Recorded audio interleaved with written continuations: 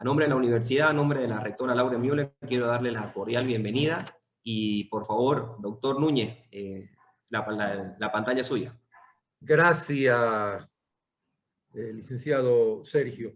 En primer lugar, saludar a todos este evento de la presentación del libro Economía Básica del autor Thomas Sowell, quien está a cargo el doctor Javier Elage. Javier, bienvenido.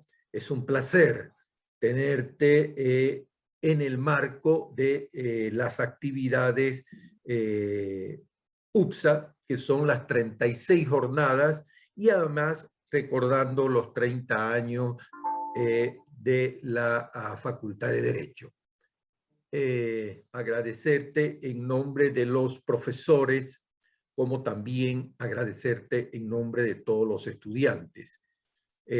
Sin más preámbulos, voy a cederles la palabra para que demos inicio a el presente webinar. Bienvenidos todos. Muchas gracias, doctor. Querido Javier, yo voy a hacer una breve introducción de tu persona. Javier Elage es licenciado en Derecho y graduado de la Universidad Privada de Santa Cruz de la Sierra, la UPSA. Nosotros nos digo muy orgullosos de ese hecho. Fue catedrático de Derecho Constitucional, también en la UPSA, desde agosto de 2006 hasta mayo de 2008. En 2009 obtuvo el grado de Máster en Derecho por la Columbia School of Law de la Universidad de Columbia, y acaba de obtener, en febrero del 2021, el grado de Juris Doctor por la Fordham University School of Law. Ambas universidades en la ciudad de Nueva York, donde actualmente reside. En 2010, mientras se desempeñaba como director jurídico de la Human Rights Foundation, Elage fue comisionado por el profesor Thomas Sowell para traducir su libro Basic Economics en su cuarta edición, el cual fue finalmente publicado en el 2012 por la editorial española Deusto. Elage es actualmente abogado asociado en la oficina de Nueva York del bufete Milbank LLP, donde es miembro del grupo de mercado de capitales globales. Mi querido Javier, en la pantalla es suya. Muchas gracias.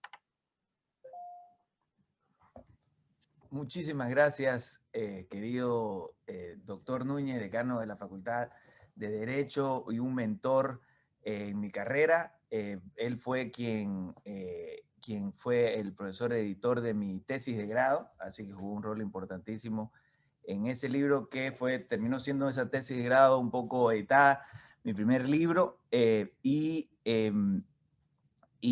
obviamente jugó un rol fundamental en eventualmente poder lograr que el profesor Sowell quiera acepte que yo le traduzca el libro, básicamente, ¿no? Entonces, de igual manera, como voy a ir explicando a lo largo de mi introducción, de mis 20 minutos, va a quedar claro la influencia que han tenido otros profesores intelectuales en el marco de la UPSA, ¿no? Incluido Sergio, que acaba de presentarme, y que estuvo en la carta, mencionado con nombre y apellido en la carta que le envié a Thomas Sowell en su momento.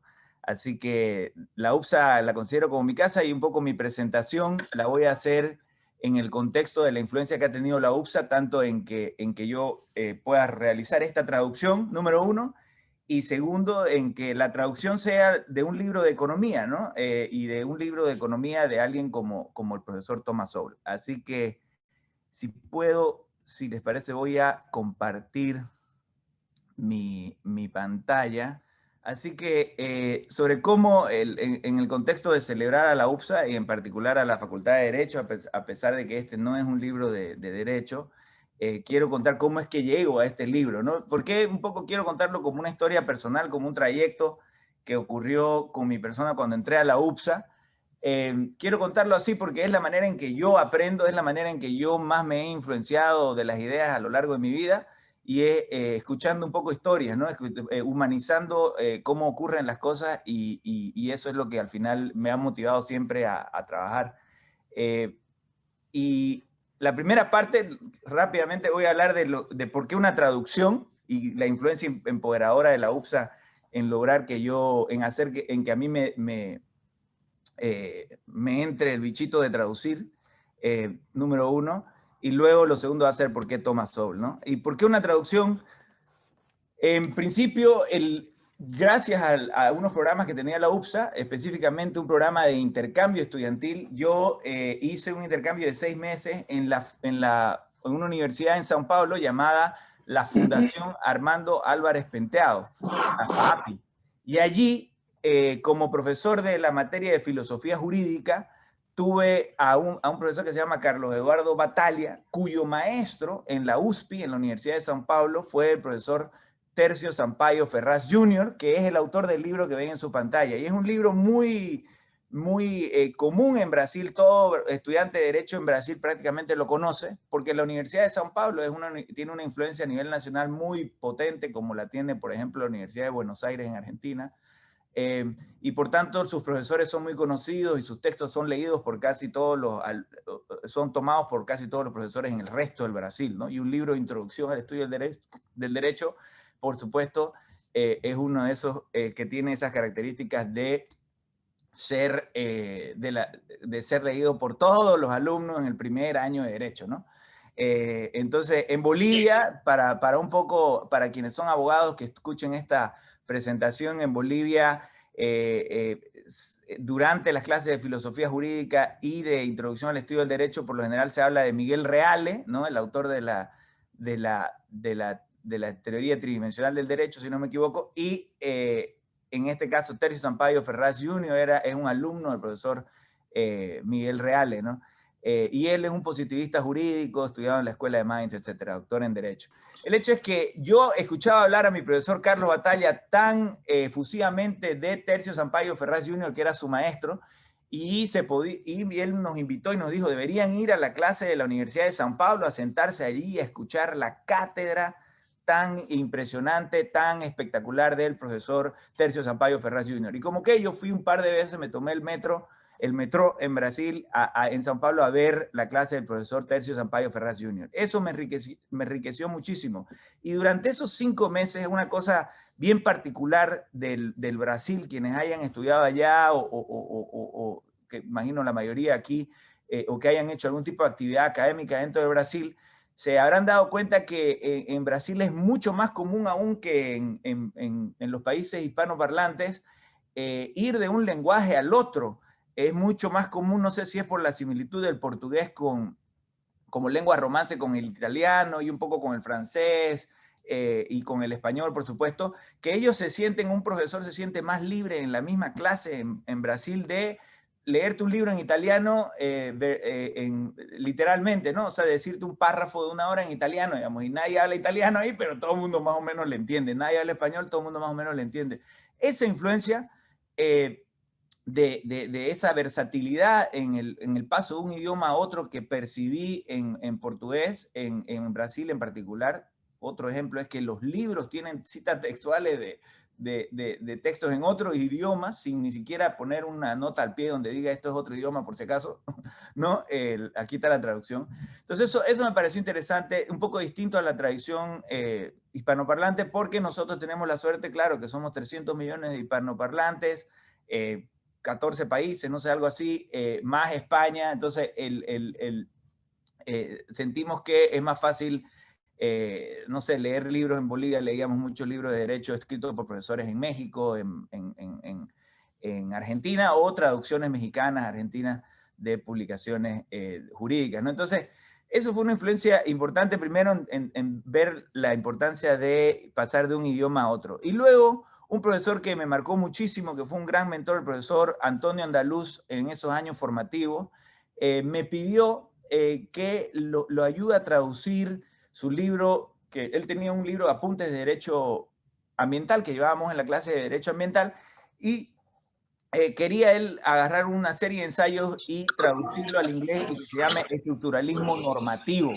Entonces, normative structuralism, ¿no? Y gracias a su confianza, el doctor Andaluz ha jugado un rol muy importante en mi vida, porque él fue muy empoderador en un momento clave. Por ejemplo, gracias a él es que yo alguna vez publiqué un libro, que fue mi tesis de grado, que el doctor Núñez tuve el honor que él sea el juez de esa tesis. Fue él él siendo una persona para mí muy connotada, muy notable, un autor de un libro, cuando yo le dije que estaba viendo temas de tesis o en el futuro me gustaría ser como él me dijo, bueno, lo que vos tenés que hacer es publicar tu tesis, hacer una tesis, incluso si en el caso que te gradúes por excelencia, que no me gradué por excelencia, pero incluso en el caso de te gradué por excelencia, deberías hacer una tesis y que esa tesis sea tu primer libro. Entonces, eso me empoderó porque yo era un niño, ¿no? De 18, de 19 años, y escuchar a alguien que te diga que podés escribir un libro fue un fenómeno muy empoderador, ¿no? Entonces yo me lo tomé en serio y por tanto hice una tesis un poco más esforzada, digamos, de la que hubiera hecho tal vez si no hubiera tenido como perspectiva eso que él me dijo que lo puedo hacer, que era publicar un libro. Y con esa misma confianza con la que me dijo, puedes publicar un libro, y que eventualmente fue mi primer libro, durante la misma carrera,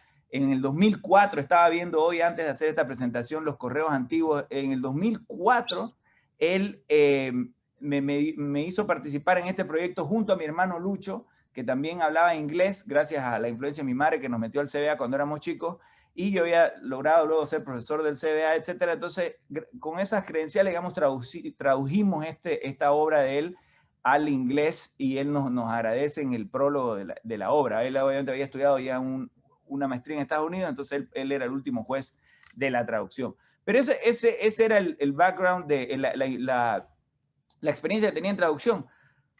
Bajo esa misma lógica le ofrecí, ya después de haber traducido esto del doctor Antonio Andaluz, le ofrecí al profesor Tercio Sampaio Ferraz Jr., que había conocido en Brasil, traducirle su libro Introducción al Estudio de Derecho. Y se publicó aquí en este libro que lo ven, y que me hace el honor de mencionarme en el prólogo del libro, el profesor Tercio Sampaio Ferraz Jr. Ese libro, a diferencia del de Thomas Sowell, tiene esa única edición. Es un libro traducido, que me tiene a mí como traductor. Aparece mi nombre en la segunda página. Ahorita no lo puedo mostrar, está el PDF, pero está un poco complicado mostrarlo. Ese libro finalmente se publicó en el año 2009, pero el proyecto de traducción ocurrió cuando yo era profesor de Derecho Constitucional de la UPSA, y lo vi como un proyecto en el cual me iba a no olvidar del portugués que había aprendido, y de paso iba a leerlo, este libro que no lo había podido leer en detalle, y me iba a nutrir de la filosofía jurídica de Tercio Sampaio Ferraz Jr. Así que ese fue un proyecto de traducción previo. Eso hizo que eventualmente yo tenga el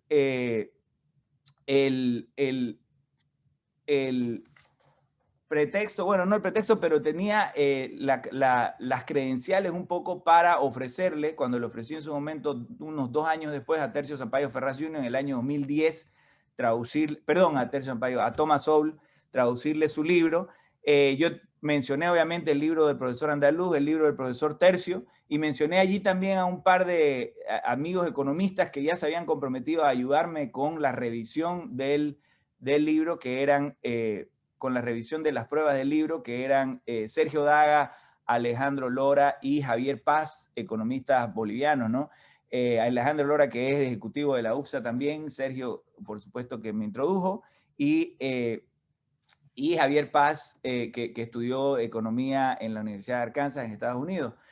Por si acaso ahí no lo mencioné al profesor, para que lea las pruebas en español, al profesor Marco Antonio del Río, porque no éramos, yo más estaba buscando a alguien que sea, como era de mi edad, alguien de mi curso, que yo pueda decirle, oye, brother, ¿puedes comprometerte a revisarme esto? Y no quería comprometerlo al profesor Marco Antonio del Río, que tuvo una influencia gigante en mi formación, como profesor de introducción al estudio de la economía en Derecho, y que gracias a él, y que él jugó un rol importantísimo en esta evolución intelectual que yo tuve y que comienzo a hablar ahora, ¿no? ¿Por qué un libro de economía? Porque, aquí está mal escrito, influencia del intelectual, dice, pero es intelectual de la UPSA. ¿Por qué un libro de economía? Y yo creo que el libro terminó siendo un libro de economía. Yo elegí traducir en ese momento un libro de economía porque la influencia intelectual que me había dado la UPSA me hizo darme cuenta de la importancia de la economía. Yo, volviendo a haber hecho un intercambio después en mi segundo semestre de Estados Unidos, volví a un poco a desempolvar algunas cosas que nos habían hecho leer en el colegio, como Las venas abiertas de América Latina, Y lo que saqué después de leer Las Venas Abiertas de América Latina es que me volví, en mi opinión, marxista-leninista. Leí también, comencé a leer algunos libros de Marx, específicamente ideología alemana de Marx y Engels, que había conseguido en el CBA, en la biblioteca del CBA. En ese balance de leer Marx y Engels y tener las clases en la UPSA, tener influencias de literatura liberal y de Law and Economics reciente de Estados Unidos, gracias al profesor Marco Antonio del Río, yo iba contrastando, ¿no? Por un lado, la visión de una filosofía que cree que la pobreza está causada por el capitalismo, básicamente que el capitalismo es el sistema que genera miseria, esa es básicamente la filosofía marxista, y podemos entrar ya más adelante en los detalles de cómo está equivocada la teoría del valor marxista. Pero por un lado esa teoría y por otro lado simplemente la economía como una herramienta para entender cómo funciona la sociedad, ¿no? Yo, gracias en alta medida también al profesor Antonio Andaluz, el profesor Antonio Andaluz había sido funcionario de un gobierno radical de izquierda en ese momento en el Perú, el primer gobierno de Alan García, que amenazó con estatizar la banca peruana, ¿no? Al punto de que eso llevó a Mario Vargas Llosa, hasta entonces no involucrado con la política, como se puede leer en El pez en el agua, a involucrarse en la política, ¿no? Entonces, el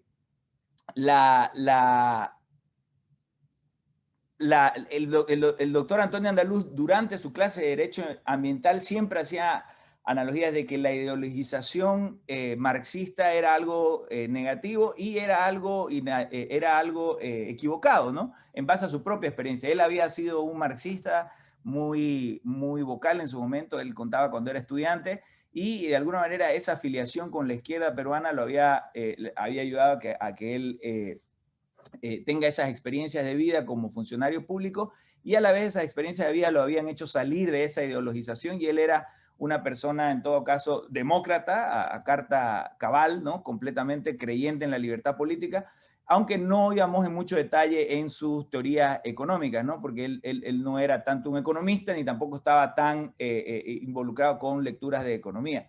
Pero eso a mí ya me hizo liberal en lo político, me hizo ser una persona que respeta, a la que le parece muy importante la libertad política, y me hizo dudar, por tanto, ya no dudar, sino rechazar el totalitarismo de izquierda o comunista, marxista-leninista, que ya había habido en el mundo con la Unión Soviética y que en estos momentos continúa habiendo, muchos años después, lastimosamente, en Cuba.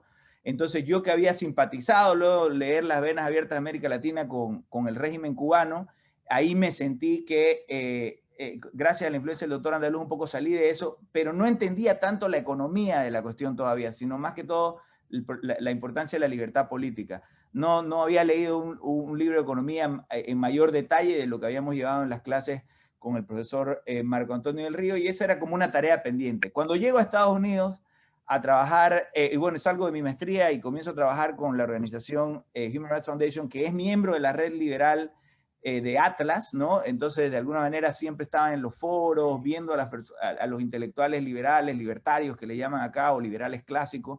Eso me hizo enterarme de la obra del profesor Thomas Sowell, y gracias a esa influencia también, o a esa plataforma que tenía con HRF, yo le envié una carta en el 2010 ofreciéndole traducir su libro, y ahí es donde menciono a Sergio, a Javier Paz, a Alejandro Lora, menciono la traducción del profesor Tercio Sampaio Ferraz Jr., el libro que había publicado en Bolivia, y estas credenciales un poco para ofrecerle, traducirle el libro de manera gratuita como un proyecto personal que en ese momento HRF me iba a permitir hacerlo en mi tiempo libre, y que eventualmente pueda ayudar a influenciar las ideas de economía en el mundo hispanoparlante. En particular, la motivación del libro, y un poco esa es mi tesis principal en relación a lo que significa el libro de Thomas Sowell. En principal, la motivación, para mí lo principal que tiene el libro de Thomas Sowell es que es un manual, como él lo describe en su título, manual escrito desde el sentido común, de economía escrito desde el... ¿Cómo se hace esto? Bueno, manual de economía escrito desde el sentido común. Es un manual que busca contener una interpretación, explicar la economía de manera didáctica, de manera fácil, sin cuadros, y explicar el fenómeno de la libertad económica y por qué es que es importante la libertad económica, por qué es que es importante el llamado economía de mercado o capitalismo, por qué es mejor que su antítesis, que es la negación de las libertades económicas, ¿no? Entonces, aquí, por ejemplo, con este par de láminas quiero hablar muy importantemente de esa relación, ¿no? Hasta ahora en América Latina, incluso entre intelectuales en Estados Unidos, entre algunos intelectuales en Estados Unidos, doctrinas que cercenan ampliamente las libertades económicas continúan siendo relativamente dejadas ser, ¿no? No se las critica al nivel que se las debería criticar por la influencia que tienen sobre la gente donde se producen este tipo de sistemas, ¿no? Pero, por ejemplo, estas dos imágenes para mí son las más icónicas, tal vez, de América. Esta imagen concreta con Pinochet y Fidel Castro es tal vez la más icónica de la segunda mitad del siglo XX en América Latina, y hasta ahora siguen influenciando las percepciones que se tienen en América Latina de derecha y de izquierda, ¿no? Aquí tenemos a dos dictadores, uno de la izquierda y uno de la derecha. La diferencia, sí, y hay una diferencia, es que en el caso del dictador Fidel Castro, sus políticas económicas además cercenaban cualquier tipo de libertad de opción, como lo describe Milton Friedman, libertad de escoger, y su esposa en su libro sobre Freedom to Choose. Pinochet, mientras no tuvo un andamiaje económico perfecto, también por lo menos adoptó, por influencia en alta medida fortuita de los Chicago Boys, y sobre eso relata muy bien el libro de Commanding Heights. Él adoptó políticas más de economía de mercado, y eso hizo que Chile, por supuesto, sea bastante más exitoso, a pesar de haber sido una dictadura, que Fidel Castro en temas el régimen de Fidel Castro en temas de desarrollo humano. La China, y esto era lo que mencionaba mucho, me acuerdo del profesor andaluz, había pasado de ser un régimen, sigue siendo una dictadura hasta el día de hoy, pero había pasado de ser una dictadura con marxismo-leninismo ortodoxo, duro, con controles de precios masivos en la economía, sin el derecho a la propiedad privada, etc. Un país que en 30 años se estima que mató entre 40 y 70 millones de personas, en muchas de ellas de hambre, había pasado a través de la economía de mercado, que un poco lo refleja esta foto del paso de Mao a Deng Xiaoping, había pasado, y esta era una cifra que mencionaba mucho el doctor andaluz, a sacar a 250 millones de chinos en 20 años, creo que él decía.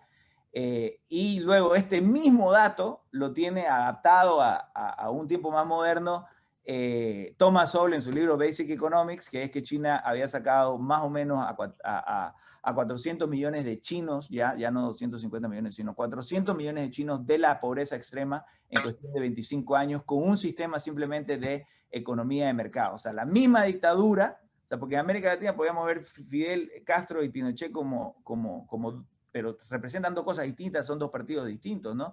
En cambio, en China es el mismo partido, el Partido Comunista, que simplemente cambió de políticas económicas, y ahora China es el granero, China es el principal consumidor del mundo, el principal productor del mundo, tiene una influencia sin duda gigante en el capitalismo global. Entonces, eso era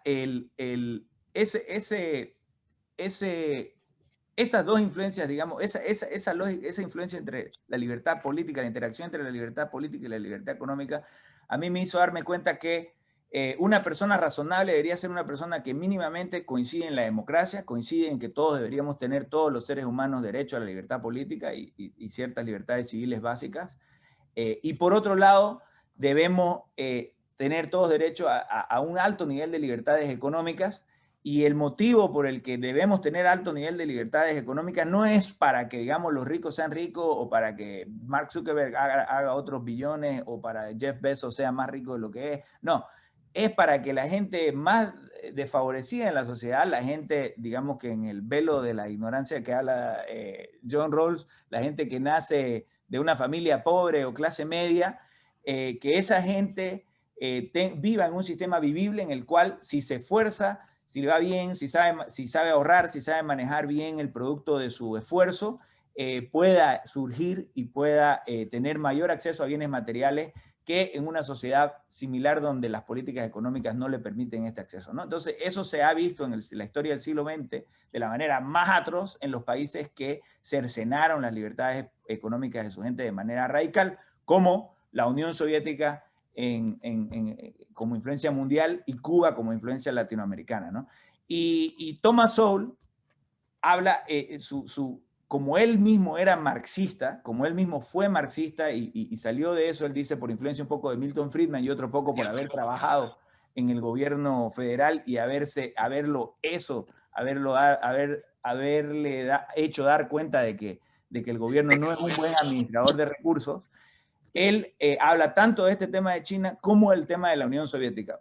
Para mí el aspecto fundamental del libro de Thomas Sowell como testimonio histórico, más allá del personaje, que él es un hombre fantástico y muy reconocido, entre otras cosas porque es un afroamericano brillante, es un símbolo de los afroamericanos, un poco más en el lado conservador, sin duda, y libertario que le dicen en Estados Unidos, pero más allá de esa influencia, digamos, política o social que tiene específicamente dentro de Estados Unidos, yo hablo de su influencia global en cuanto a su pensamiento. Yo creo que el factor fundamental de su libro es el hecho de que él, como ex marxista, tiene la sensibilidad de buscar en el testimonio de dos economistas marxistas, de dos economistas de la Unión Soviética, dos economistas que ejercían la vida real en el mundo soviético. Él busca en ellos citas concretas de cómo, aquí específicamente voy a compartir nada más esto, citas concretas de cómo, para cerrar esta introducción, citas concretas de cómo el manejo del control de precios masivo de la Unión Soviética era una de las causas principales de la pobreza, de la miseria en la que vivían todo el bloque soviético, básicamente, ¿no? El despilfarro de recursos que se producía por no saber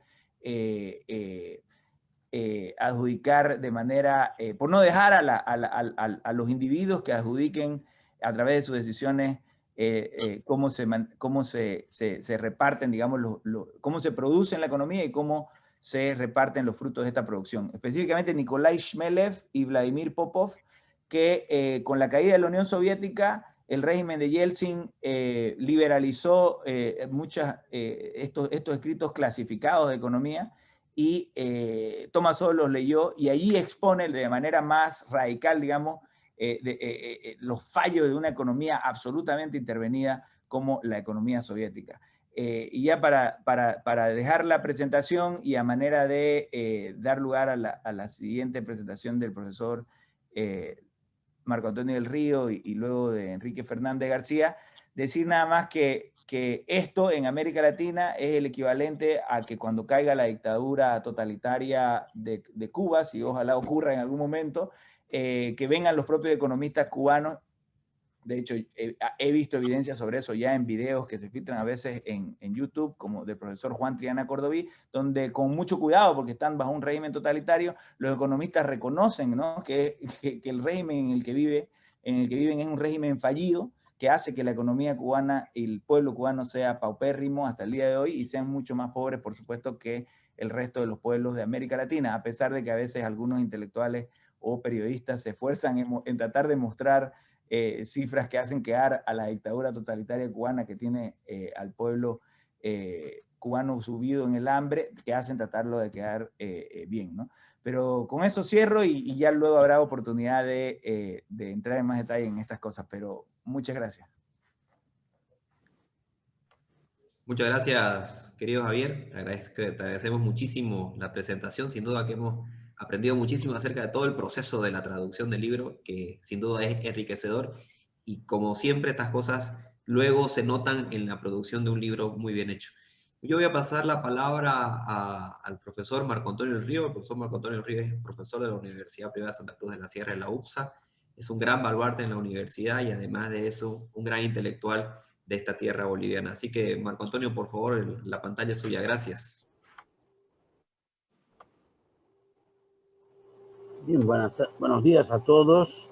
Bueno, en primer lugar, felicitar a la Facultad de Derecho por sus 30 años, a la USP también por el mes también de cumpleaños, ¿verdad? Feliz coincidencia. Y obviamente para mí es un enorme placer, una gran satisfacción volver a escuchar sus palabras después de tantos años. Y obviamente, digamos que podría afectar que él ha hecho a la relación que tuvimos cuando él estaba estudiando y yo era profesor. Efectivamente, yo el año 2000, 2001 y creo que hasta el 2002, unos dos o tres años, profesor de Derecho en la facultad, en la carrera de Derecho de materias de Economía, y teníamos dos cursos, un curso digamos, de introducción a la economía, se llamaba Economía Política 1, curso de introducción a la economía, un curso que se llamaba Economía Política 2. Y lo que hicimos fue básicamente contrastar, articular en el primer curso un curso de economía general y en el segundo dábamos un curso de análisis económico del derecho, ¿no? Y que obviamente para mí fue una experiencia muy interesantísima, ¿no? Poder ver ese tipo de las clases, etc. Yo creo que de manera así como Javier aprendió economía, ahí yo, particularmente en el ámbito del análisis económico y del derecho, también tuve una fase de formación muy importante, ¿no? Bueno, para mí es una gran satisfacción que Javier, pese a que su área de formación y de ejercicio profesional es el ámbito del derecho, y que ese interés al que seguramente he contribuido en una pequeña escala o grande, lo ha bosquejado mejor Javier, que lo puedo hacer yo, su interés por la economía, ¿no? Su interés. Entonces, a mí me gustaría hacer estos minutos que voy a hablar, referirme a tres cosas. La primera, el libro de Sowell. ¿Qué puedo opinar yo sobre el libro de Sowell? Bueno, el primer elemento es que seguramente todos saben, bueno, y si no lo saben, pues vale la pena señalarlo, que a finales de la Segunda Guerra Mundial, un gran economista norteamericano que recién se había doctorado, que era Anthony Paul Samuelson, publicó un libro de introducción a la economía que se llamaba, bueno, que ha sido fue traducido casi inmediatamente como el curso de economía general, ahora se lo llama simplemente economía, y fue un verdadero éxito, fue un éxito editorial. Actualmente en castellano, bueno, en la versión en inglés y en la versión en castellano ya va, si no me equivoco, por la 17ª edición. Yo lo he utilizado muchas veces como texto, pero, o sea, y al final de cuentas, el libro de Samuelson marcó época porque definió un poco cómo se tenía que aproximar la formación de la economía, no solo para economistas, sino porque pretendía ser un libro de economía general para cualquier persona, sino, digamos, más allá de la formación de solo economistas o gente del área de carreras de gestión, administración de empresas, sino incluso, digamos, con proyecciones más amplias, digamos, ¿no? En algún momento, por ejemplo, recuerdo haber leído un texto donde el profesor Juan Antonio Morales, recién llegado de sus estudios en Bélgica, fue contratado por la Universidad de San Andrés en La Paz para dar un curso de economía a la carrera de enfermería, ¿no? Y él utilizaba el texto de Samuelson.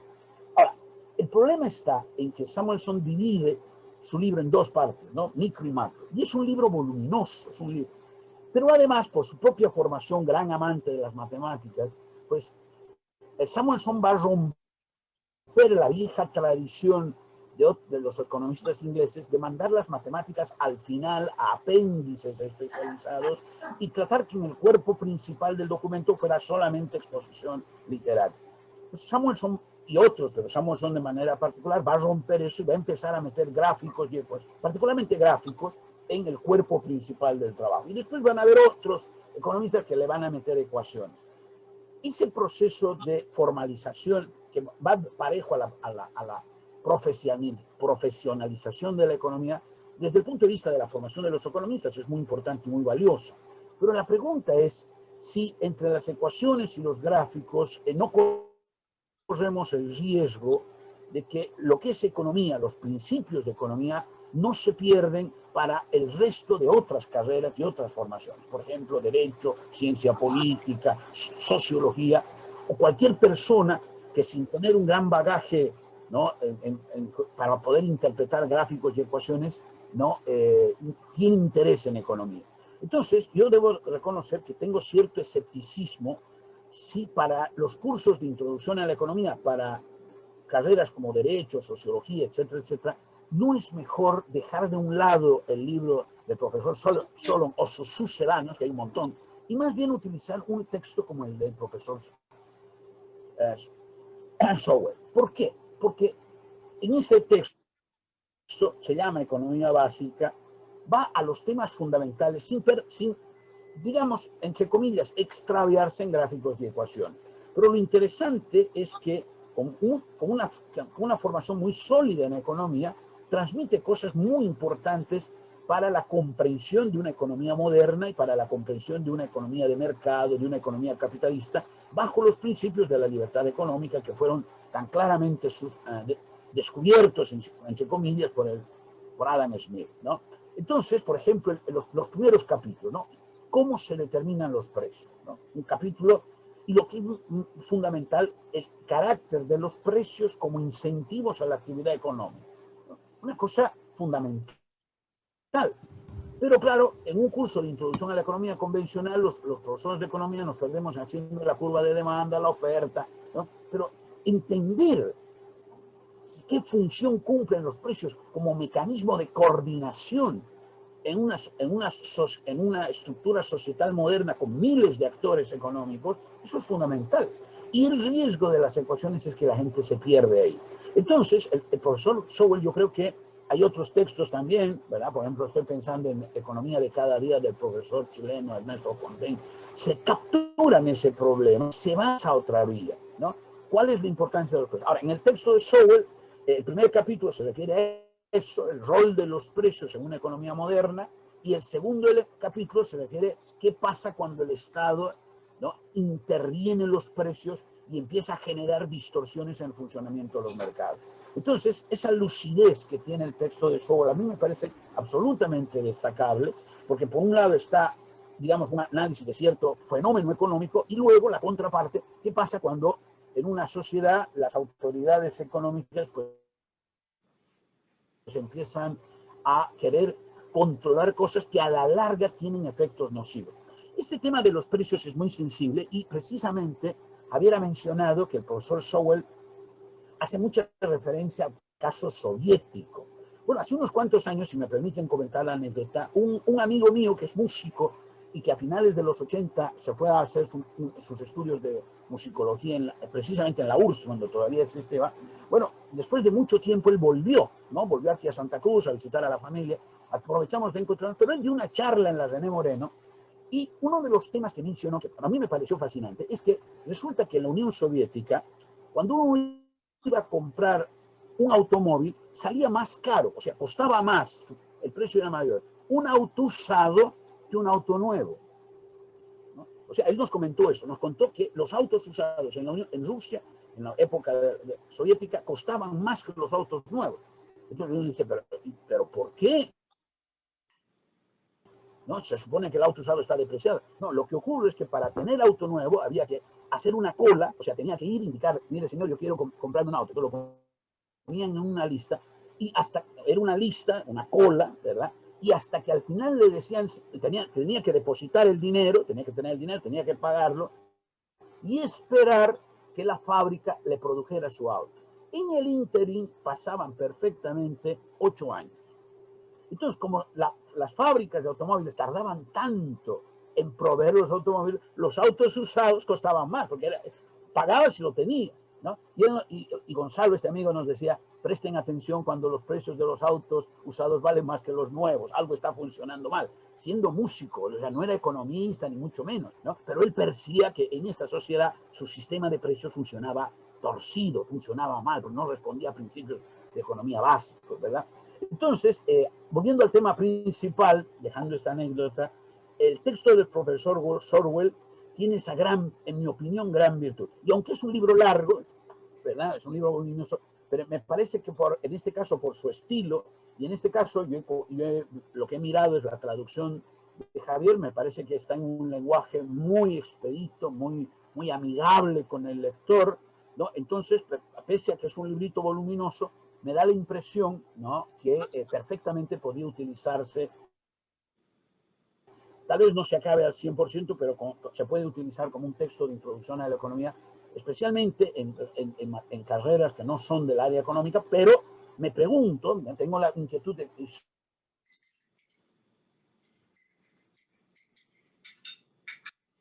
sospecha de que podría ser muy adecuado, incluso yo creo que deberíamos considerarlo seriamente, digamos, como herramienta de enseñanza. Podemos seguir utilizando el Samuelson para los profesores que estamos enamorados de su estructura, pero me parece que en todo caso sería un complemento magnífico para precisar ciertas ideas, ¿no?, digamos, de economía, que muchas veces no se toman en cuenta. Termino con este elemento que me parece importante. Fíjense, la cuestión económica tiene que ver, pensemos un poco en términos del ejercicio de ciudadanía en un país democrático. Entonces, cada 4 o 5 años se nos pide ir a votar. Y votamos fundamentalmente por políticos que nos hacen propuestas, muchas de ellas en el ámbito económico. Entonces, si nosotros pensamos desde ese punto de vista, si miramos desde ese punto de vista, nos damos cuenta que la formación del ciudadano tiene 2 ejes fundamentales. Tener nociones claras de ciencia política, porque vivimos en una democracia, entender claramente, digamos, el tipo de instituciones democráticas bajo las que estamos viviendo, pero también entender de economía, porque vamos y votamos por programas económicos. Por lo tanto, en mi opinión, la formación del ciudadano tiene que tener mínimamente estos 2 cimientos: formación en ciencia política, formación en economía. Y dentro de ciencia política, obviamente, la forma como se constituye, obviamente, tiene que ver con derecho.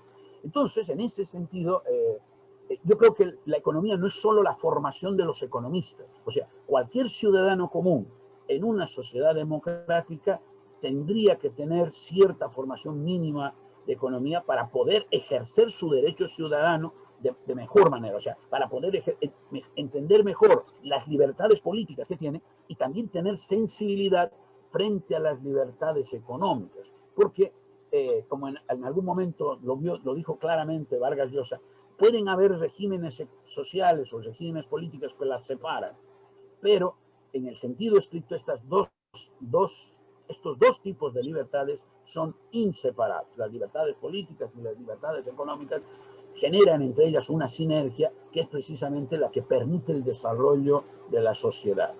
Bueno, yo me detengo ahí y agradezco nuevamente la oportunidad de estar con ustedes. Muchas gracias, querido profesor. Un placer tenerlo efectivamente con nosotros y dar su opinión. En este momento voy a pasar la palabra a Enrique Fernández, profesor de la Universidad Privada de Santa Cruz de la Sierra. Enrique, la pantalla es tuya. Gracias. Muchas gracias. Ante todo manifiesto mi complacencia por estar, así sea vía internet, compartiendo esta mesa con ustedes. Se conoce desde hace mucho la importancia que tiene Javier en cuanto a la defensa de la democracia, la libertad en sus distintas manifestaciones, y en este caso se subraya su aporte en el mundo de la traducción, y se lo hace además con el mejor de los gustos. En 1959 se brindó una conferencia de alta importancia. Quien la dio fue un experto en temas relacionados con la cultura, intentaba contribuir a una reflexión profunda de todo aquello. Aludo a C.P. Snow. Él habló en esa oportunidad de las 2 culturas. Tiempo después, sus reflexiones fueron tan relevantes que se publicó un libro, y ese es el título, Las 2 culturas. ¿Qué era lo que se planteaba en aquella oportunidad? Se decía que lamentablemente nosotros nos encontramos ante un abismo, una gran distancia entre la cultura literaria o humanística y la cultura científica. Esas eran las 2 culturas que en aquella oportunidad se subrayaban desde el punto de vista del problema que se presentaba, porque resulta que si nosotros entendemos es una forma de hacerlo, la cultura como aquello que ha sido parte de una creación del ingenio humano, deberíamos encontrar algún tipo de conexión entre esas dos culturas. La realidad era que se encontraban distanciados los humanistas de los científicos. Tiempo después se publica, el año 1995 concretamente, otro libro que continúa esta línea reflexiva sobre la cultura. El título es La tercera cultura, porque si había dos culturas era posible hablar de una tercera cultura. En este caso, el autor fue John Brockman. ¿Y qué es lo que se plantea que podría ser de nuestro interés en esta ocasión? Esa tercera cultura tendría que permitir restablecer el vínculo entre la cultura humanística y la cultura científica. Y si nosotros pensamos en lo que ha sido llevado adelante por diferentes científicos que se han ocupado de divulgar esos conocimientos, podríamos sin lugar a dudas manifestar que han encontrado un camino intermedio. Ese camino hará posible en consecuencia que aquellos saberes que en principio estaban destinados a contar con una circulación muy restringida, solo en el ámbito estrictamente académico, puedan ser dados a conocer de otra manera, digámoslo así, más generosa. La literatura, por ejemplo, servirá con el objetivo de que nosotros sepamos qué es lo que ha ocurrido en el mundo de la física o de la astronomía. Hasta se podría pensar en las bellas artes, como en el cine, documentales o programas de televisión. Seguramente muchos hemos quedado maravillados con el programa Cosmos, con Carl Sagan, con sus creaciones, incluso escrito novelas, o también a lo mejor hemos revisado el libro El ABC de la relatividad de Bertrand Russell, gran pensador, notable escritor, premio Nobel de literatura, pero en el ABC de la relatividad lo que pretende es explicarnos de manera muy clara y sencilla en qué consiste esa notable proposición en el mundo de la física moderna. En consecuencia, la tercera cultura posibilita, por lo tanto, que establezcamos un camino que nos permita restablecer el vínculo entre la cultura humanística o literaria y la cultura científica. Y todo esto tiene que ver, para decirlo en pocas palabras, con el fenómeno de la divulgación científica.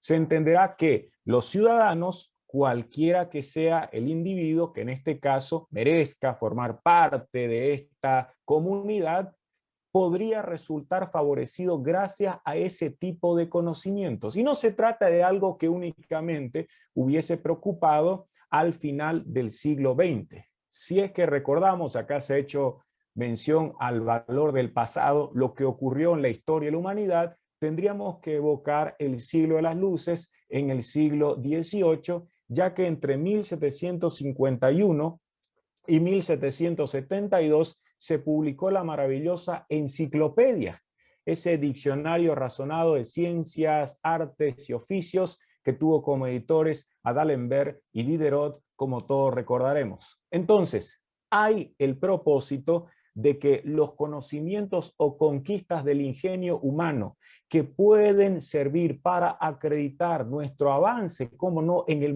mundo de la ciencia, sean de conocimiento más amplio y que no se circunscriban al terreno estrictamente académico, que no exista un encastillamiento universitario que impida al resto de la sociedad incrementar sus saberes para tomar mejores decisiones.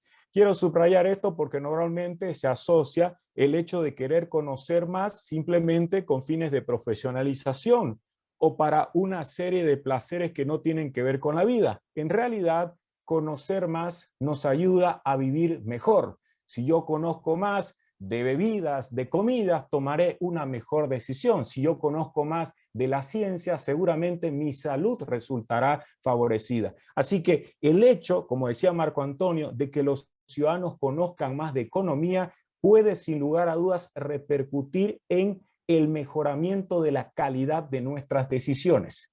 Ustedes podrían revisar los programas de gobierno que se han presentado hace poco a nivel de las elecciones municipales y departamentales y se toparán lamentablemente con una clara indigencia o pobreza desde el punto de vista económico si se conocen elementos básicos de economía.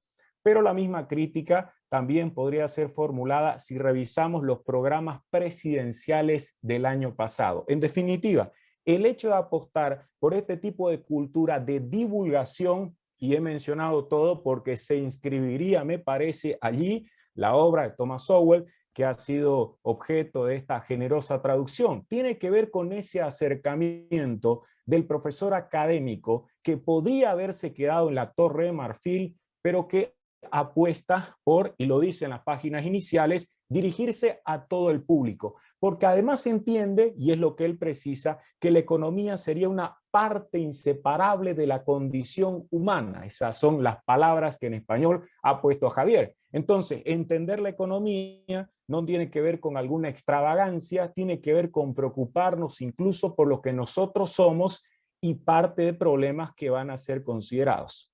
Ahora bien, respecto a dos cuestiones que me voy a referir en estos minutos que me quedan de manera muy concreta. Resulta que a mí también me agrada la historia, me gustan las autobiografías, biografías, memorias y también la historia de las ideas. Yo aprecio mucho la gran obra intelectual de Isaiah Berlin, que es un notable historiador de las ideas.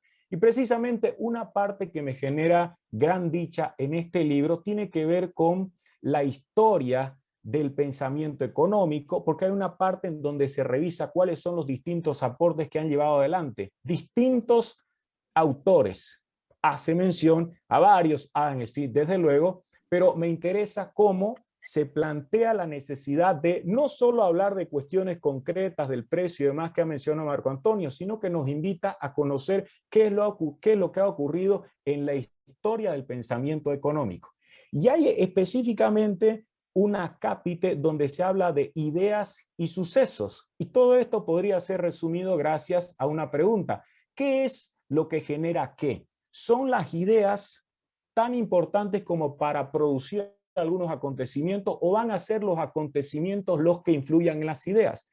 En un momento de crisis, sin duda, nosotros sentiremos el impulso a reflexionar y a lo mejor a partir de esas crisis surjan ideas. Pero es también posible que los grandes acontecimientos, como dice Nietzsche en la Gaia Ciencia, sean las ideas. A lo mejor esas ideas a corto, mediano o largo plazo van a desencadenar grandes acontecimientos. Y precisamente esa es una de las líneas que podrían ser explotadas para destacar, más allá de la divulgación que nos interesa para ilustrar a la ciudadanía, para que esté en mejores condiciones a fin de ver qué es lo que ocurre en cuanto a sus decisiones políticas. También interesa lo relativo a conocer, pero no solo con fines de erudición, sino fundamentalmente para entender cómo hay problemas que se han afrontado de distintas formas y cómo estas ideas, y se cita muy bien a Keynes, que suele ser evocado para este fin, cómo se reconocerá el peso de las ideas. Así que por un lado destacaría esa necesidad de tomar conocimiento de la economía como una tradición de ideas que deben ser conocidas para entenderlas, y por otro lado también apelando a cómo se entendería la filosofía, que es a partir de problemas, como señala Paul Ricoeur, porque también nos ofrece problemas. En este libro de Thomas Sowell hay problemas que se plantean y que merecen nuestra estima. Y hay problemas que tienen que ver con el derecho y que tienen que ver con la ética. Estoy pensando en una parte en donde se habla del valor de la justicia. Y obviamente eso importa. Todo lo relativo a los valores interesa para las normas e interesa para la economía. ¿Qué podríamos decir de un comercio justo? Allí se dice que se entendería la justicia, por ejemplo, como una comparación entre dos partes, pero resulta que una de esas partes será luego ignorada. Así que vamos a decir, hay dos que están comerciando, vamos a comparar su situación, pero resulta que vamos a ignorar algo de una de esas partes para que haya un comercio justo. Entonces, los problemas que se nos plantean para entender la economía también resultan adecuados y nos provocan intelectualmente. ¿Vale la pena hablar de un comercio justo? No solo se nos explicará en qué consiste el comercio, sino en concreto, se debe hablar, o se debe hablar de que todo sirve para salvar una vida, que es también una parte en donde se reflexiona qué pasa con salvar vidas. ¿Tiene sentido hoy, supongamos, que gastemos tantos recursos para vacunar niños, o tiene sentido hoy que concentremos esos recursos para salvar la vida de un anciano, tomando en cuenta el tema de las estadísticas? ¿Qué sería en ese caso lo más adecuado? ¿Todo servirá para salvar la vida o merece igualmente alguna reflexión? Finalmente, ¿qué ocurre con la necesidad de crear empleos? Hay una crisis económica y ustedes saben que casi todos los candidatos nacionales, departamentales, municipales han ofrecido planes de reactivación económica, que el Estado se ocupe de crear esos empleos. ¿Quién debe decidirlo? Y es concretamente una pregunta que nosotros encontramos en el libro. Así que la reflexión tiene que ver también con que nosotros pensemos acerca de qué es lo que ocurrirá en cuanto a las decisiones económicas. No solo conocemos la historia de las ideas económicas, no solo sabemos cuáles son aquellos conceptos y categorías básicas, sino que también se nos invita a pensar, y yo creo que esa es una de las principales virtudes. Finalmente, está claro que, como decía Javier, nos encontramos frente a un autor que tiene algo que será siempre digno de aprecio, un compromiso intelectual.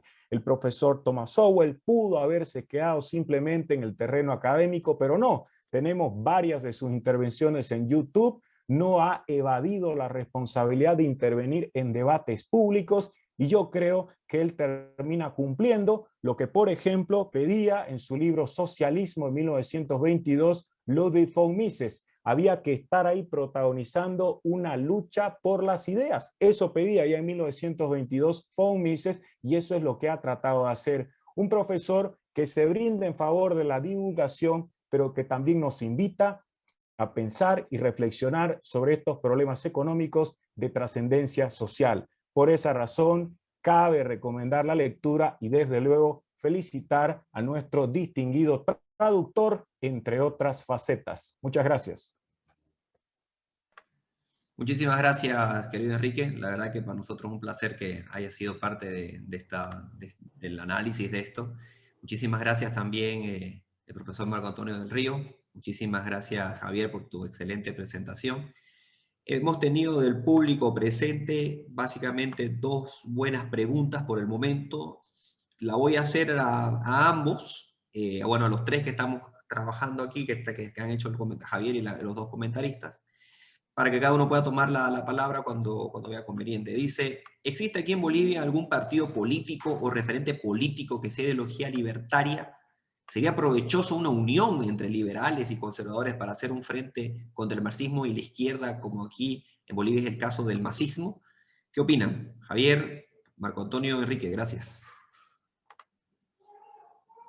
Yo voy a decir una cosa, que yo voy a recomendar la obra de Jonathan Haidt, y tengo entendido que está traducida al español, y específicamente su libro The Righteous Mind, ¿no? La mente justiciera sería, o moralista, la mente moralista,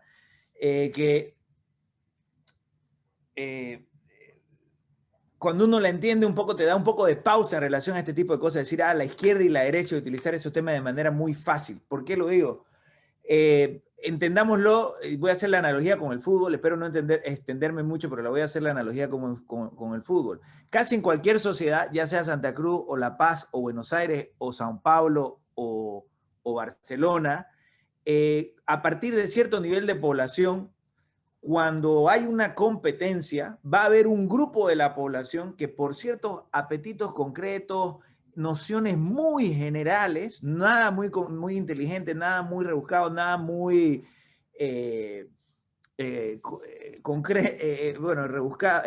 complejo, pero por ciertos apetitos muy generales terminan decantándose por uno u otro partido. Yo, por ejemplo, crecí en una casa de bluministas, mi papá es bluminista, mi hermano es bluminista, y sin embargo yo me hice orientista. ¿Qué significa eso para quienes son cruceños hace 20 años? Eso más o menos significa, el bluminista ellos se autodescriben por lo general como, digamos, un poquito más patricios, nobles en Santa Cruz, y el orientista era más como apegado al pueblo popular. Tal. Lo mismo es en Buenos Aires con Boca y River, Lo mismo es en Sao Paulo con los sanpaulinos versus los corintianos.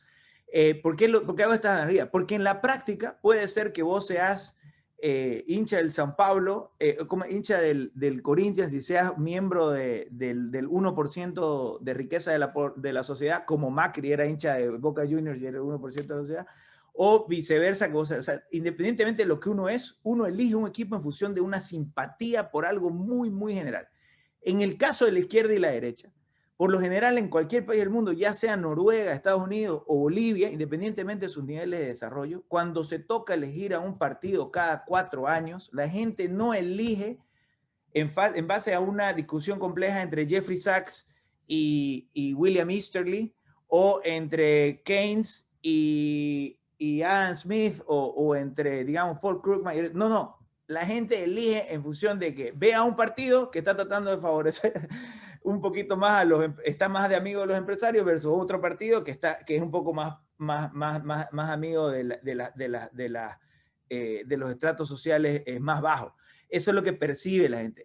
Y bueno, hay una serie de otras etiquetas y asuntos que son de interés de la gente que hacen que vayan de un lado al otro. Por ejemplo, en el caso de la inmigración, en el caso de la apertura al extranjero, etcétera, la izquierda tiende a ser un poquito más amigo de esas cosas, la derecha tiende a ser un poco más conservadora, menos amiga del extranjero. Ahora, aún con asuntos de libertades individuales en relación a temas como el matrimonio gay, etcétera. Entonces, en otras palabras, se puede ser liberal en cuanto a ideas de liberalismo económico, pero estar a favor del matrimonio gay, que es una de las cosas que ocurre, por ejemplo, cuando se habla de los libertarios tienden a estar un poco más a favor de eso, a favor de ciertas libertades, como la libertad de elegir de las mujeres, etcétera, que están, o sea, que a la vez tienen la contraparte, obviamente, de que implica legalizar el aborto.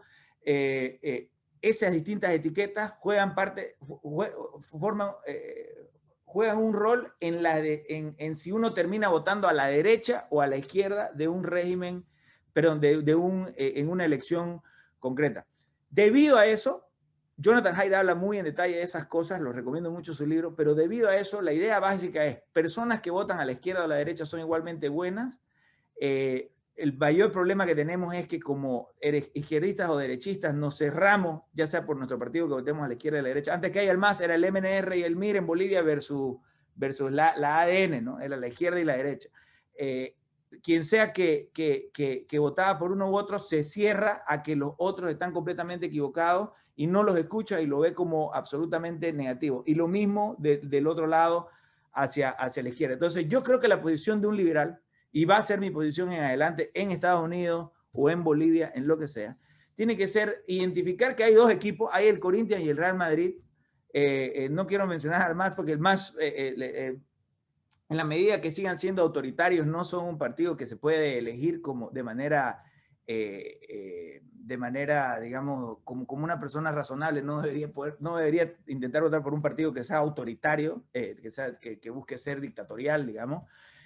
Pero dentro de los campos de la izquierda y la derecha, una persona razonable de izquierda debería siempre buscar de votar no por el partido que va a convertir en maoísmo o marxismo-leninismo y matar de hambre a la gente, sino por candidatos de centro-izquierda, digamos, lo que históricamente en América Latina ha sido la democracia cristiana, los socialcristianos, los socialdemócratas, más que los radicales o los que dentro de la izquierda buscan abolir la democracia y cercenar las libertades económicas de manera completa. Y lo mismo, quienes votan a la derecha deberían siempre buscar, en este caso, partidos que defiendan sus ideales, pero dentro del marco de la democracia y dentro del marco en el caso de alguien que se considera liberal, sin duda de maximizar las libertades económicas. Pero hay que reconocer que en una democracia van a haber los dos campos. O sea, se va a llamar Oriente Blooming, se va a llamar Corinthians Sao Paulo, se va a llamar ahora el MAS, antes era el MNR del MIR, a la derecha la ADN, ahora será el partido de Camacho, será el otro partido, etcétera, etcétera.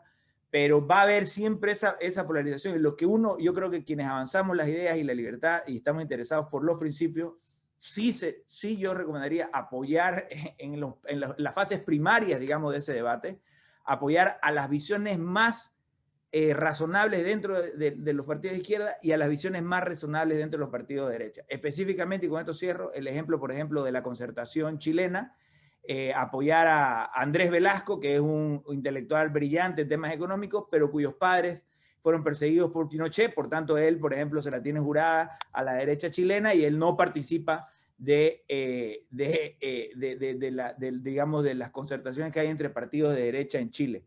Entonces, Andrés Velasco por el lado de la izquierda y, no sé, Piñera o quien sea que sea el más razonable dentro del lado de la derecha. Ese debería ser el ideal, pero cuando nos olvidamos de que cada 4 años va a haber un porcentaje de la población que va a tender a votar a la izquierda, de la misma manera que, por más que nada, o sea, que va a tender a ser de un equipo o de otro, la mejor manera de influenciarlo no es diciéndole venite a este campo y todos los del otro campo tienen que ser abolidos porque son la lacra de la sociedad.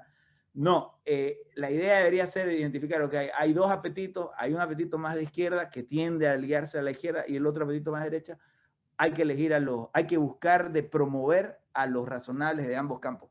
Perdón por la explicación un poco larga, pero no, lo refiero a Jonathan Haidt. Gracias, Javier. No sé, Marco Antonio, Enrique, si quieren comentar sobre esto y luego cerramos con una última pregunta. Gracias. Bueno, a mí me gustaría hacer un par de complementaciones a lo que ha señalado Javier y con lo cual yo me siento muy de acuerdo, estoy muy acorde con ese planteamiento. El primer elemento es que tenemos que ser conscientes que en Bolivia vivimos en un país de larga tradición de izquierda. O sea, las ideas dominantes en economía, en política, son de izquierda. O sea, este es un país de izquierda. Recién hace 20, 25 años ha empezado a aparecer, digamos, gente con ideas diferentes, en este caso ideas liberales. O sea, es un fenómeno relativamente. Estamos hablando de gente joven, y especialmente en el Oriente, ¿no? O sea, en el Occidente eso es todavía más limitado, ¿no? O sea, entonces tenemos que darnos cuenta de ese elemento contextual, ¿no? O sea, el grueso de la tradición de filosofía política, de ideas políticas y de ideas económicas bolivianas está más en el ala de la izquierda que digamos, con otras características, ¿no? Tenemos una larga tradición. Y es una tradición, además, que no está solo en el plano de los intelectuales, está metido en la mentalidad de la gente. O sea, una persona puede ser un exitoso empresario y, sin embargo, tener ideas de izquierda, ¿no? Por ejemplo, con una anécdota así absolutamente curiosa, resulta de que hace unos 2 o 3 años, cerca de las fiestas de fin de año, fui a una librería y el librero estaba acomodando una caja con el famoso libro de Piketty de El Capital del siglo XXI, ¿verdad? Bueno, entonces se me ocurrió preguntarle, y eso le digo, no, es un señor que era un empresario que le iba a regalar a todos sus trabajadores ese libro, ¿no? O sea, el libro de Piketty, el empresario se lo regala a sus trabajadores, ¿no? El hombre puede tener una lógica desde el punto de vista de los negocios de funcionar en una economía capitalista, pero sus ideas son de izquierda, ¿verdad? Entonces, yo diría lamentablemente desde mi postura ideológica, pero eso está muy difundido, es parte, digamos, podríamos decir, del ADN, digamos, de pensamiento político y económico del ciudadano promedio boliviano. Ahora bien, frente a eso, hay un segundo elemento que no hay que olvidarse, ¿no? Había una pregunta en relación a un partido liberal. No nos olvidemos que existió el Partido Liberal en Bolivia, gobernó este país, su figura más prominente fue el general Montes, ¿no? Ahora bien, pero estamos hablando de finales del siglo XIX y siglo XVIII, cuando Bolivia era una democracia, digamos, de minorías, era una democracia bastante restringida, y donde ni las mujeres, ni los indígenas, ni los analfabetos, y la gente con debajo los ingresos no votaba. El Partido Liberal, ¿verdad? La gente que tiene cierto grado de cultura histórica recuerda que ya hubo un partido liberal y era un partido de la minoría blanca que gobernaba este país, donde estaba excluida las grandes mayorías indígenas. Entonces, cuando nosotros hoy hablamos del liberalismo, tenemos que claramente darnos cuenta que no estamos reproduciendo las ideas de ese partido liberal, pero tenemos que remarcarlo, tenemos que tenemos que tener conciencia de que hay una brecha histórica y generacional entre ese liberalismo, ¿no?, que hubo en Bolivia, de las nuevas ideas liberales, digamos, que se están dando en determinados grupos de la población. Y finalmente, uno de los problemas que yo veo importantes, que lo ha señalado Javier y yo quiero subrayarlo, es que las personas podemos tener ideas diferentes, ¿no? Por ejemplo, una de las preguntas hablaba de liberales y conservadores. Pero claro, si una persona va a empezar a denigrar, denostar, insultar al que piensa diferente, la posibilidad, uno, de diálogo desaparece, y peor, desaparece la posibilidad siquiera de tratar de que el otro entienda lo que le estamos diciendo. Entonces, en ese sentido, cuando nos atrincheramos en nuestras posiciones, cuando básicamente empezamos a leer, por ejemplo, un solo tipo de literatura, que es en la que nosotros creemos, y empezamos a desconocer porque creemos que es basura, si me permiten la brutalidad de la expresión, todo lo demás, nos estamos negando la posibilidad de hacer eso que plantea unas preguntas. ¿Cómo podemos trabajar para que la mentalidad dominante en este país, que es una mentalidad de izquierda, empiece a cambiar, ¿verdad? Entonces, en ese sentido, yo apelaría a lo que decía Adam Smith.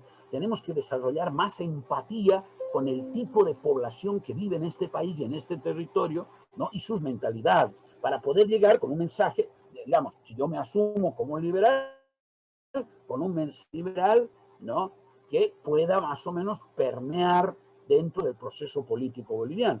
Y ahí posiblemente, particularmente los que creemos en las ideas liberales, probablemente, más que pensar en un partido liberal, lo que nos debería interesar es penetrar con las ideas liberales. Es posible en todos los partidos, o sea, que partidos de derecha y de izquierda, en este caso más de centro de derecha y centro izquierda, pues tengan claro cómo funciona una economía de mercado y cómo potenciar la libertad económica. Eso es lo que nos debería interesar, ¿verdad?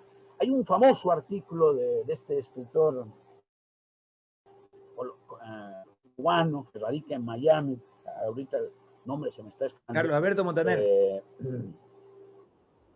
Montaner, exactamente. A mí me pareció un artículo muy claro que dice: los liberales nos hemos equivocado de enemigo. Deberíamos darnos cuenta que nuestros verdaderos enemigos no son los socialdemócratas, sino los extremos, los fascistas y los marxistas radicales, la izquierda radical. Con los socialdemócratas podemos hablar, porque tenemos ciertos principios comunes, el respeto al ser humano, la idea de los derechos humanos. Ellos quieren más libertad y quieren meterse y manipular un poco el mercado. Sí, quieren hacer esas cosas, ¿verdad?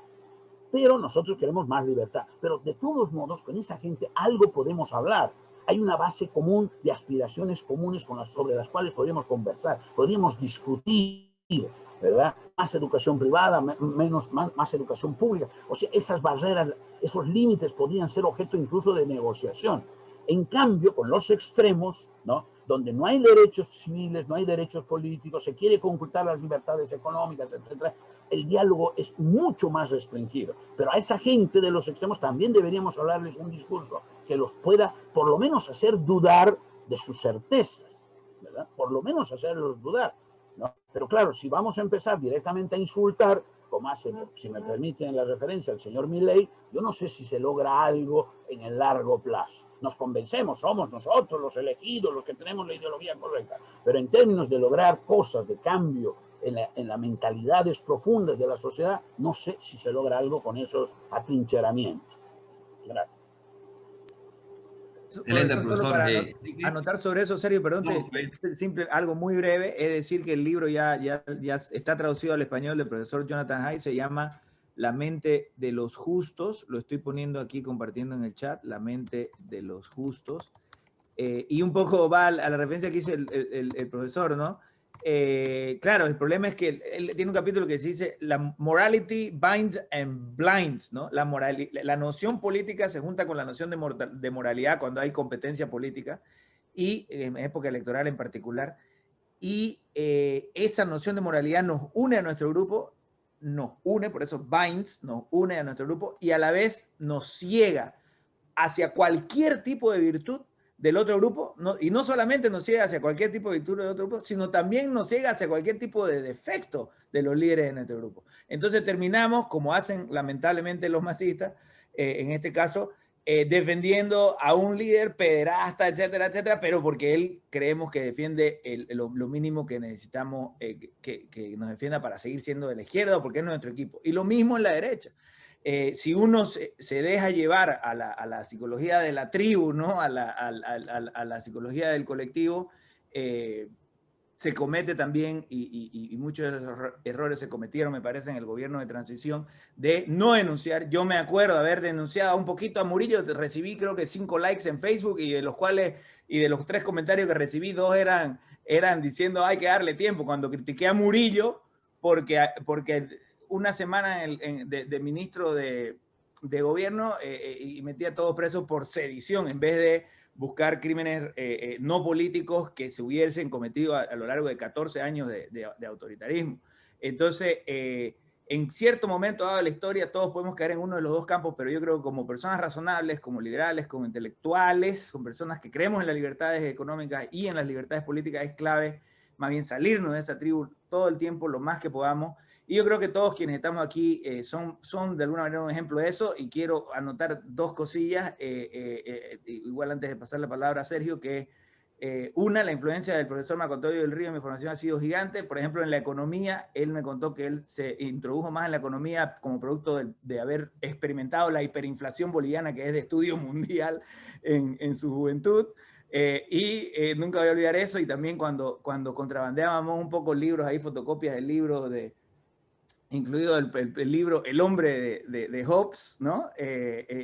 Así que han sido épocas muy enriquecedoras. Y Enrique Fernández García es uno de los intelectuales que yo más he admirado en Bolivia, siempre, entre otras cosas, porque él tiene la valentía de haberse enfrentado a estas nociones colectivistas que a veces nos previenen de ser libres y de expresarnos, ¿no? Desde que estudió en la Ariel y escribió ese libro Universidad Enferma, criticando cosas que todo el mundo lo ve, pero pocos se animan a criticar, ¿no? Que sería el equivalente a más o menos criticar en Santa Cruz la corrupción política, que es un mal gigante en Bolivia, por ejemplo. Yo, más que el tema de la derecha y la izquierda y los liberales y los no liberales, yo creo que el problema de Bolivia en alta medida es la corrupción, es el hecho de que hay mucha gente rica que se enriquece porque entró a la política y pueden votar, y esos pueden estar por un partido más de izquierda o más de derecha, pero si no denunciamos a esa gente y si no separamos, digamos, denunciamos la corrupción, vamos a tener el mismo fenómeno, que la gente entra a la política a robar, y que si alguien lo que quiere es prosperidad económica, le conviene mejor entrarse a la política que ser empresario o que forzarse o que trabajar o que leer el libro de Sol. Con eso te lo paso. Gracias, Javier. Enrique, tu apreciación y vamos cerrando. Gracias. Sí, brevemente, porque en realidad todas las ideas que han sido planteadas no podrían sino ser objeto de nuestra más entusiasta convalidación, lo que ha manifestado Javier, al igual que lo que señaló Marco Antonio. Yo me refiero concretamente a las preguntas que se formulan. Si se pregunta, ¿existe aquí en Bolivia algún partido político referente político de esa ideología libertaria? Respuesta, no, no existe. No podríamos mostrar un programa que sea compatible ni siquiera en el mundo discursivo, más allá de lo práctico, con estos planteamientos. Por otro lado, si es provechoso una unión política entre liberales y conservadores, a mí me gustaría que se contara en alguna ocasión con un verdadero pluralismo. Si es que nosotros disfrutamos de la libertad y entendemos que a partir de la libertad de pensamiento podríamos seguir distintos caminos y formular planteamientos diversos acerca de lo que debe ocurrir dentro de una sociedad y cómo tenemos que afrontar sus problemas, que básicamente sobre eso tiene que ver la política, según Mario Bunge, afrontar y resolver esos problemas, sería necesario tener alternativas ciertas. Lamentablemente es difícil toparse con un verdadero pluralismo de ideas, doctrinas y de partidos. Al margen de que hay una pluralidad de partidos en cuanto al nombre, no tenemos una diversidad desde el punto de vista de las propuestas de vida en común. Así que, independientemente de que, como dice Marco Antonio, para que exista un ambiente favorable desde el punto de vista de alguna victoria liberal, necesitamos de una gran transformación cultural lo cual exigirá mucho esfuerzo y deberemos esperar que varias generaciones cambien esta manera de sentir desde el punto de vista mayoritario. Creo que mientras tanto bien valdría la pena pensar en que existan alternativas dentro del panorama político electoral. En pocas palabras, tendría que haber alguna propuesta que sea inequívocamente liberal, más allá de que se pueda incluir en la orientación de otros programas, porque formará parte de esta diversidad, es verdad. Se puede reconocer que hay una minoría, digamos, liliputiense que está defendiendo estos planteamientos de la libertad, pero tendrían derecho a contar con representantes. A mí me parece que a veces nos dejamos llevar por el gran anhelo de conquistar la mayoría y tomar el poder en una elección y despreciamos las voces minoritarias. Las voces minoritarias cuentan, pero esas voces minoritarias deberían tener algún conducto político institucional que permita tomar la palabra en decisiones que sean adoptadas a nivel legislativo. Recordemos que según Ayn Rand, la mínima minoría en la tierra es el individuo. Y bien valdría la pena que ese individuo cuente con alguna voz que lo representa a nivel del Parlamento. Recordará a Marco Antonio y todos nosotros que hemos leído sobre historia contemporánea de Bolivia, que podía pesar y mucho la voz de un parlamentario de un partido reducido como Marcelo Quiroga Santa Cruz, pero no tenía su partido una representación masiva en el Parlamento. ¿Y cuánto pesaba ese parlamentario? Bueno, a veces se puede tener también un impacto más o menos significativo, pero contando con alguna política institucional a nivel partidario que permita esa representación, independientemente de que a corto plazo se tenga que pactar o se busque respaldar a otra fuerza que tenga mayor respaldo de la sociedad. En resumen, yo creo que sí valdría la pena que tengamos un verdadero pluralismo de ideas, doctrinas y partidos, aun cuando en principio una victoria plena que permita concretar ideales liberales se encuentre a gran distancia de nuestra realidad. Eso lo es. Muchísimas gracias, querido Enrique. Con esto son las 11:25 de la mañana, hemos superado lo que se tenía previsto. Doctor Fernando Núñez, no sé si usted quiere dar unas palabras de cierre y con eso nos vamos. Gracias. Claro que sí, Sergio. Pues realmente felicitar a Javier por su magnífica intervención, así como también a Marco Antonio y a Enrique. Realmente los comentarios fueron muy apropiados y acertados en relación a la presentación de la obra. Agradecer en nombre de la señora rectora, en nombre del vicerrectorado, del señor vicerrector, en nombre del consejo académico, como también en nombre de los docentes y los alumnos por su participación. Muchas gracias y damos, creo que con esto por concluido el siguiente webinar.